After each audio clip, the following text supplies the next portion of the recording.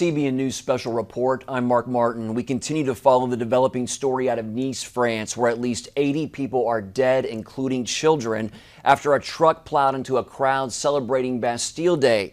Now, that's France's version of the 4th of July. The truck driver died in a confrontation with French police. Investigators reportedly found weapons and explosives in the truck, and they're trying to determine if the man acted alone.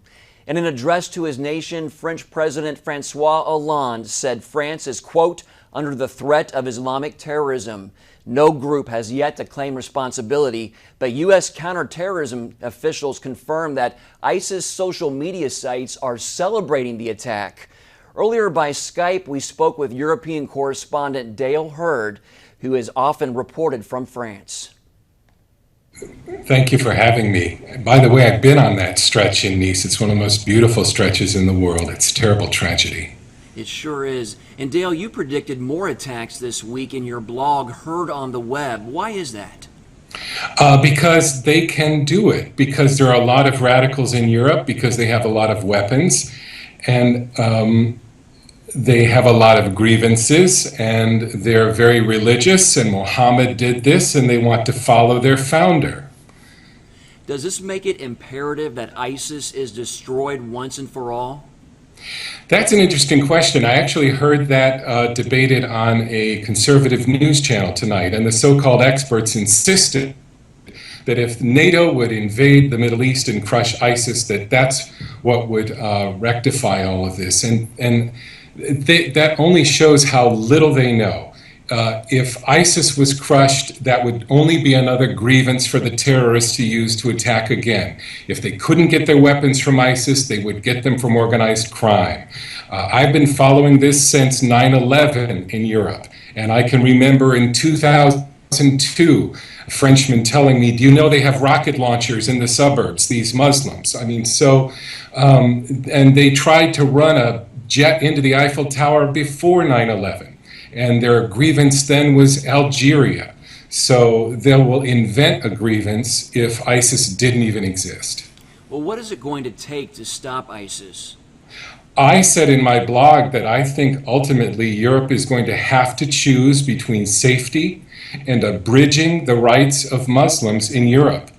And Europe is going to recognize that Islam is not just a religion. It may be more of a political system than a religion. And that will be the pretext they'll have to use to outlaw certain forms of religious speech in Islam that are incompatible with democracy and human rights. Do France and other Western nations, do they have the nerve to do what it takes? Well, that's a good question. They haven't so far, and I said after Bataclan that more would have to die. Now more have died. When will we reach the tipping point? When enough have died and the West will do what it has to do to make their societies safe for people? I can't answer that, but they're going to have to choose someday between these fantasies of multiculturalism and of all religions being equal, and of, in fact, Islam being a great religion and people who oppose immigration are racist. All of this stuff, they're going to have to realize that they can't have that and have personal safety. U.S. President Barack Obama called this a horrific terrorist attack. Should the U.S. and other nations be concerned, Dale? Yeah, they should, especially folks in Texas, that we know that people from the Middle East, bad actors, have been crossing the Rio Grande into the southern United States. Yeah, the U.S. should be concerned. This is coming to us, and we have some of the same wrong attitudes about terrorism that the Europeans have. Dale, anything else that you want to say about what happened in France or about ISIS or about anything? I'm just waiting for the people of Europe to say they have had enough. This is going to boost Marine Le Pen, the right-wing candidate who would like to be the president of France. Right now, she hadn't had a realistic chance of becoming president, but as more of these attacks happen, It's going to boost her popularity, and Le Pen could be the next president of France if the killing doesn't stop. I also spoke by phone with terrorism analyst Eric Stakelbeck of Christians United for Israel. Here's that interview. This most recent attack in France, at least 77 are dead. What's the likelihood this is terrorism? Mark, it looks very likely that this is terrorism for a few reasons. Number one, obviously, we've had this onslaught by ISIS and its supporters here in the West over the last few months. This is the third attack we've seen in Paris in the last, or not in Paris, I'm sorry, in France in general, Mark, in the last year and a half alone. Obviously, we saw the attacks in Brussels and San Bernardino, Orlando, Istanbul. So this fits a pattern, number one, of what ISIS has been doing. Number two, the nature of the attack, Mark, the tactic used, the car ramming. Now, we've seen this time and time again over the past few years where Islamic terrorists have mowed people down in cars, whether in London, Canada, Israel, on a regular basis, and now here. And just about a year ago, an ISIS spokesman called for this same type of car ramming style attack against Western cities. So my fear is that's exactly what we saw here in France. Eric, the attack took place on Bastille Day, a major French holiday. What significance do you see there?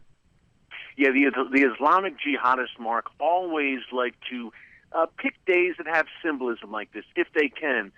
Days of great victories for the West. Bastille Day is kind of our equivalent of the 4th of July in France. There's fireworks, there's celebrations. It's France's Independence Day. So this is a prime target for Islamists, for jihadists, for two reasons, Mark. Number one, look, it's a holiday. You know, it marks a great day for the French people, a great victory for the West, for France. And number two, just the sheer volume of people. We had people there out in the streets in Nice, along the waterfront. There were fireworks, there were celebrations, parties going on, probably thousands and thousands of people. So a soft target and a prime target where, unfortunately, you can carry out maximum carnage. And so far, we have at least 77 people killed here. Well, Eric, 3 attacks in 18 months in France. How should the French government be responding to this? You know, Mark, you would like to see them respond with fortitude and with strength, with a strong response.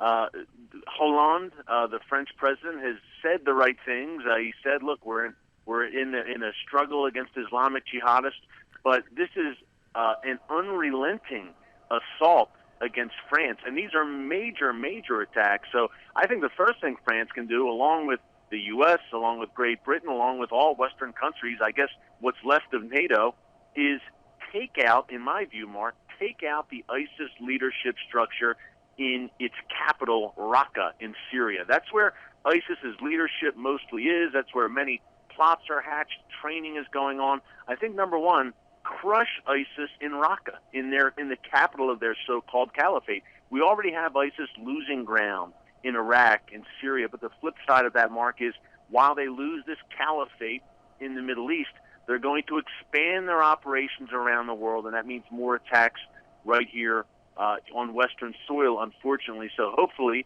the leader in France and all Western leaders step up and show some unity here and stamp this threat out once and for all. Now, how do we defend against lone wolf attacks? It's very hard, Mark. You know, look, number one, I feel like the FBI has been hampered a lot under the Obama administration from doing the kind of investigations they want to do and asking the kind of questions they should ask. There's really a climate of political correctness, at least here in the United States, where are mosques being surveilled today? That's an open question under the Obama administration.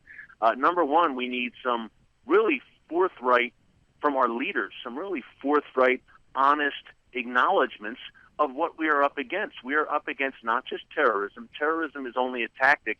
It's driven by an ideology. That's radical Islamic jihadist ideology. When our leadership can't utter those words, we have a big problem. So I don't even know if I can call them lone wolves anymore, Mark, because they're connected to this whole global movement. It's a global war, and they're driven by one ideology. That's Islamic jihadist ideology. So number one, acknowledge that ideology exists.